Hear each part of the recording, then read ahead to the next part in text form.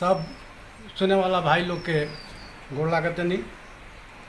आज ऐसे ही बैठल बैठल सब खेल कूद का बात चलत तलब लड़काई क तो एगो लड़काई पर जो खेलल कूदल बाटे ओकरा के सब देवे के कोशिश कैले बानी। आप सबका सोझा परोसत तानी। अब जैसन लागे आप सबका कि ओला पाती गुल्ली डंडा अब ना होखत बाटे, आइस पाइस कौन कौन चालन भुलात बा। आ चिक्का बरगत्ता होखे चाहे गेना पीट पाट, चिड़ैया ढोल चिकन देवाल से रुकात बा।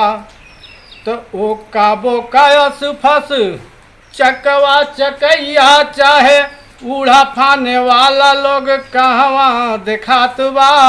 आ कौआ उड़ घुघुआ मामा गोबर उला तार काटो, गोली गुड़ पियंता चाई बीता भूक भुकात बा।